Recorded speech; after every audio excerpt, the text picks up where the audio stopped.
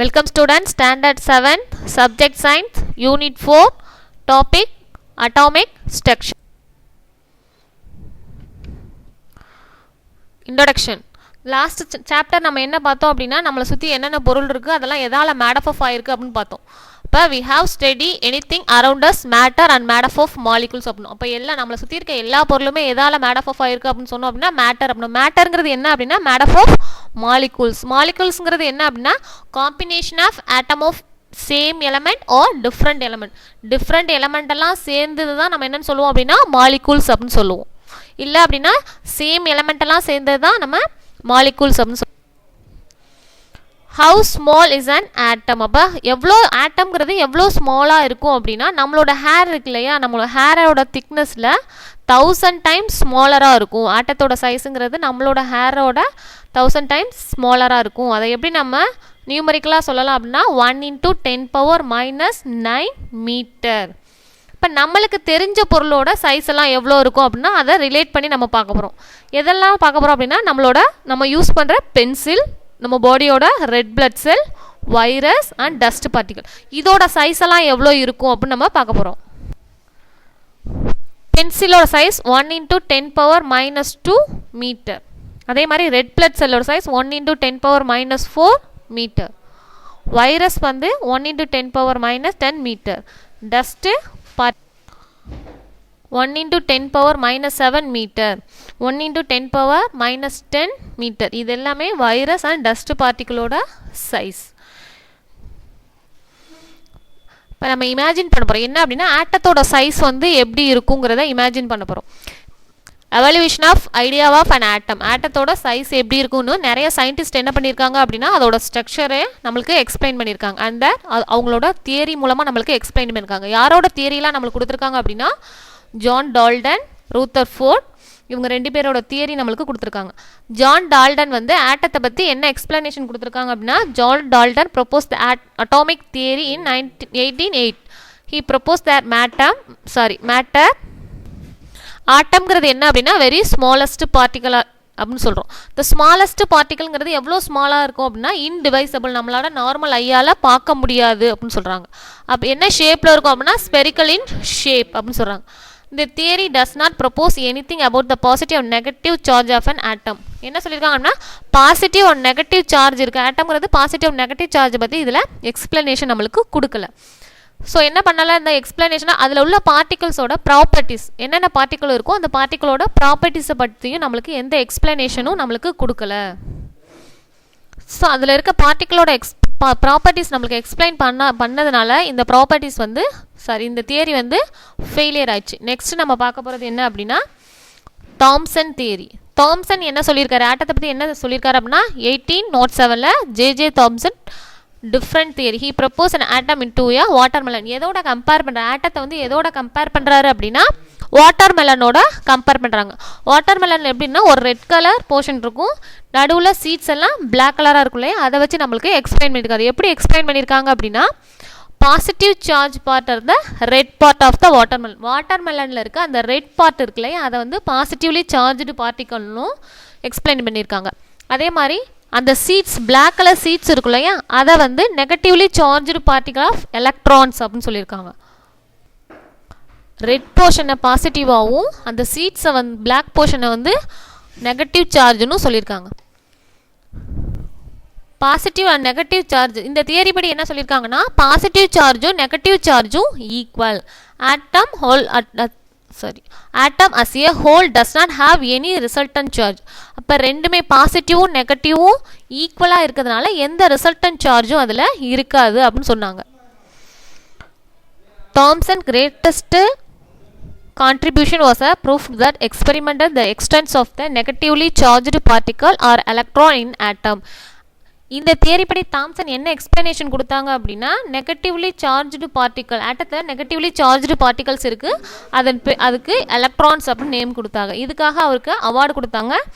1906 Nobel prize. எலக்ட்ரானை identify பண்ணதுனால தாம்சனுக்கு Nobel prize கொடுத்தாங்க. இவ்வளோ எக்ஸ்பிளனேஷன் கொடுத்ததுக்கு அப்புறமும் ஆட்டம் ஏன் நியூட்ரல் பார்ட்டிக்கலாக இருக்குங்கிறத எக்ஸ்பிளனேஷனை தாம்சன் எக்ஸ்பிளைன் பண்ணலை. தாம்சன் தியரிக்கு அப்புறம் ரூதர்ஃபோர்ட் தியரி.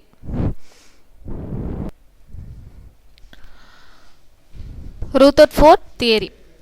இப்போ தாம்சனோட தியரி சில குறைபாடுகள் இருந்ததுனால அதுக்கப்புறம் யாரோட தியரி வந்துச்சு அப்படின்னா ரூதர்ஃபோர்ட்டோட தியரி.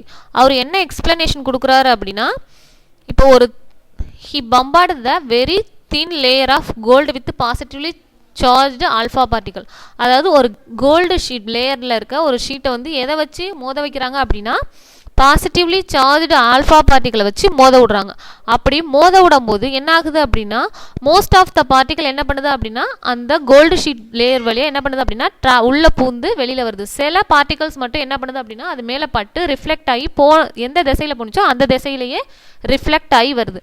இது எதுக்கு ஈக்குவல் அப்படின்னா, ஒரு லேசான ஒரு பேப்பர் டிஷ்யூ பேப்பரில் ஒரு புல்லட் பாஞ்சு ரிட்டன் வந்தால் நம்மளுக்கு எவ்வளோ அதிர்ச்சியாக இருக்குமோ அந்த அளவுக்கு அவருக்கு அதிர்ச்சியாக இருக்குது. என்ன, ஒரு சின்ன லேசான ஒரு கோல்டு பிளேட் மேலே ஆல்ஃபா பார்ட்டிக்கல் பட்டு ரிட்டன் வர்றது வந்து அவருக்கு எப்படி இருக்குது அப்படின்னா, ஒரு லேசான பேப்பர் மேலே புல்லட்டை நம்ம பாய்ச்சணும் அப்படின்னா அது எப்படி ரிட்டன் வருதோ அந்த அளவுக்கு அது ரொம்ப வியப்பானதாக இருக்குது.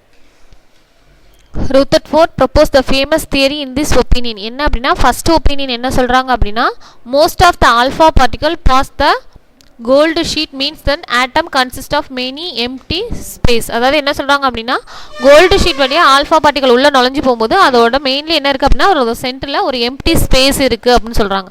அந்த செகண்ட் ஒப்பீனியன் என்ன அப்படின்னா, positively charged particle turn back in positively charge but very small is என compared to the empty space. அதை சுற்றி எப்படி இருக்கும் அப்படின்னா நடுவில் ஒரு எம்டி ஸ்பேஸ் இருக்குல்லையா, அதை இப்போ பாசிட்டிவ்லி சார்ஜ்டு பார்ட்டிகல் அதில் பட்டு என்னாகும் அப்படின்னா திரும்பி வரும்.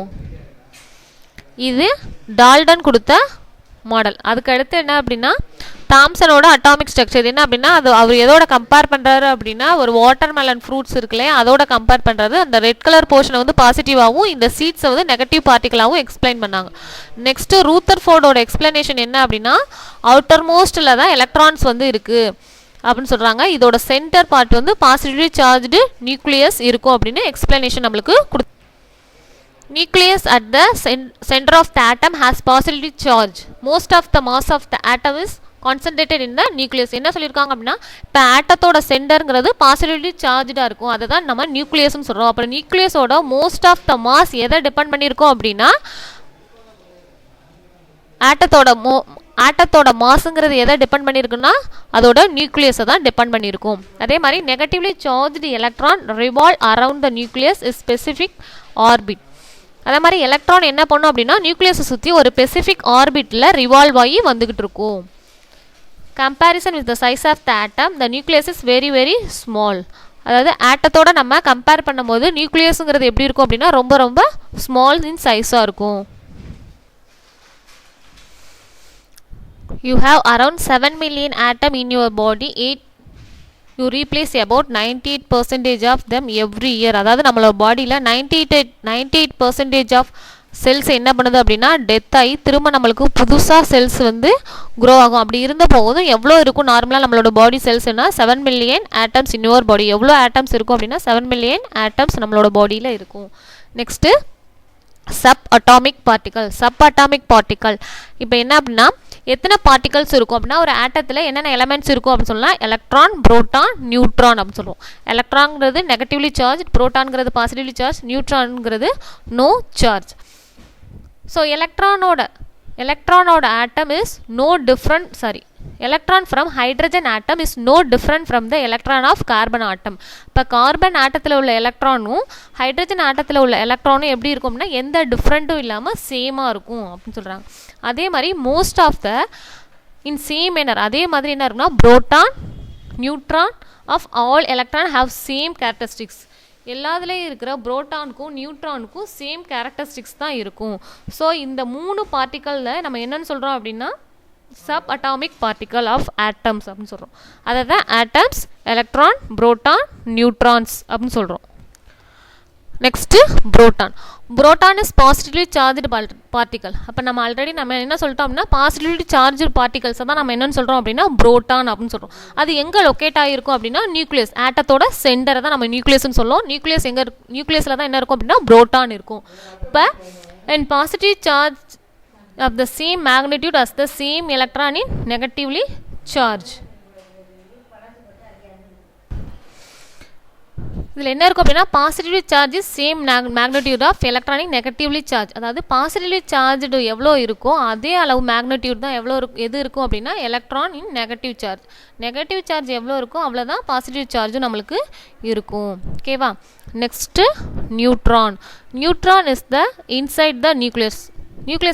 நியூட்ரான் எங்கே இருக்கும் அப்படின்னா நியூக்ளியஸோட சென்டரில் இருக்கும். இதுக்குன்னு எந்த சார்ஜுமே நம்மளுக்கு கிடையாது. Expecting hydrogen nucleus of all atoms contain neutron. ப்ளூட்டோனியன் சொல்லுவோம் இல்லையா, அது என்ன இருக்கும் அப்படின்னா nucleus of all atom contain neutron. இது எல்லாமே ஃபுல்லாகவே என்ன இருக்கும் அப்படின்னா நியூட்ரான் தான் இருக்கும். நெக்ஸ்ட்டு நம்ம பார்க்க போகிறது என்ன அப்படின்னா எலக்ட்ரான்ஸ். எலக்ட்ரான்ங்கிறது என்ன அப்படின்னா நெகட்டிவ்லி சார்ஜ்டு பார்ட்டிக்கல். இது எங்கே இருக்கும் அப்படின்னா ஆட்டத்தோட ரிவால்வ் அரவுண்ட் த நியூக்ளியஸை சுற்றி தான் இருக்கும். ஒரு ஸ்பெசிஃபிக் ஆர்பிட்டில் நியூக்ளியஸை சுற்றி எலக்ட்ரான் வந்து ரிவால்வ் ஆகி வந்துக்கிட்டு இருக்கும். அப்படி இதோட மாஸ் எவ்வளோ இருக்கும் அப்படின்னா புரோட்டான் அண்ட் நியூட்ரானோட கம்பேர் பண்ணும்போது எலக்ட்ரானோட மாஸுங்கிறது எப்படி இருக்கும்னா நெக்லிஜிபிள், ரொம்ப ரொம்ப கம்மியாக இருக்கும். ஸோ அதை நம்ம கன்சிடர் பண்ண தேவையில்லை, அந்த அளவுக்கு ரொம்ப கம்மியாக தான் இருக்கும். Mass of the atom depend of the number of proton and neutron in the nucleus. அப்போ ஒரு ஆட்டத்தோட மாஸுங்கிறது எதை டிபெண்ட் பண்ணியிருக்கும் அப்படின்னா புரோட்டான் அண்ட் நியூட்ரானோட மாஸை தான் டிபெண்ட் பண்ணியிருக்கும். ஏன் எலக்ட்ரானோட மாஸை டிபெண்ட் பண்ணி இருக்காது அப்படின்னா இந்த புரோட்டானோட மாஸையும் நியூட்ரானோட மாஸையும் கம்பேர் பண்ணும்போது எலக்ட்ரானோட மாஸுங்கிறது ரொம்ப ரொம்ப ஸ்மால் அமௌண்ட் தான் இருக்கும். ஸோ அதனால் நம்ம எதை கன்சிடர் பண்ணிக்கிறது இல்லை அப்படின்னா எலக்ட்ரானோட மாஸை வந்து நம்ம கன்சிடர் பண்ணிக்கிறது இல்லை. Proton and neutron R same are the two type of particle in the nucleus of the atom. ஆட்டத்தோட நியூக்ளியஸ் இருக்கு இல்லையா, அதில் இருக்க புரோட்டான் அண்ட் நியூட்ரான்ஸ் இருக்கு இல்லையா, இது ரெண்டையும் சேர்த்து தான் நம்ம என்னன்னு சொல்கிறோம் அப்படின்னா நியூக்ளியான்ஸ் அப்படின்னு சொல்கிறோம். அதுதான் இங்கே இருக்குது, அதுதான் நியூக்ளியான்ஸ் அப்படின்னு சொல்கிறோம். Total negative charge of an electron outside the nucleus is equal to the total positive charge on the nucleus. அதாவது ஒரு ஆட்டத்தோட அவுட்டர் மோஸ்ட்ல இருக்க நெகட்டிவ் சார்ஜ் ஆஃப் எலக்ட்ரானும் ஆட்டத்தோட சென்டரில் இருக்க நியூக்ளியஸ் இருக்குல்ல அப்போ positive charge of the proton, இது ரெண்டும் சேமாக இருக்கிறதுனால தான் ஒரு ஆட்டத்தை நம்ம என்னன்னு சொல்கிறோம் அப்படின்னா எலக்ட்ரிக்கலி நியூட்ரல். அதாவது பாசிட்டிவ் சார்ஜும் நெகட்டிவ் சார்ஜும் ஈக்குவலாக இருக்கிறதுனால தான் நம்ம என்னன்னு சொல்கிறோம் அப்படின்னா ஒரு ஆட்டம்ங்கிறது எப்படி இருக்கும் அப்படின்னா எலக்ட்ரிக்கலி நியூட்ரல் அப்படின்னு சொல்லுவோம்.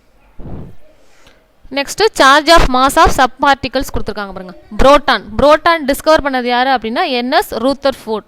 சிம்பிள் வந்து பின்னு சொல்கிறோம், அதாவது பாசிட்டிவ் சார்ஜுங்கிறதுனால பி. சார்ஜ் வந்து பாசிட்டிவ் சார்ஜுங்கிறத +1 சொல்லியிருக்கோம். அதோட மாஸ் வந்து 1.6726 × 10⁻⁻27. நெக்ஸ்ட்டு எலக்ட்ரானை ஐடென்டிஃபை பண்ணது யார் அப்படின்னா சர் ஜான் ஜோசப் தாம்சன். ஈங்கிற சிம்பிளில் நம்ம மென்ஷன் பண்ணுறோம். சார்ஜ் வந்து -1 9.1093 × 10⁻31. நியூட்ரானை டிஸ்கவர் பண்ணதே யாருன்னா ஜேம்ஸ் சாட்விக். சிம்பிள் வந்து என். நியூட்ரான்ங்கிறதுனால என்கிற லெட்டரில் டினோட் பண்ணுறோம். சார்ஜ் இல்லைங்கிறதுனால 0ன்னு சொல்கிறோம். அதோட மாஸ் வந்து 1.6749 × 10⁻27. Thank you student. நெக்ஸ்ட் கிளாஸ் நம்ம பார்க்கலாம்.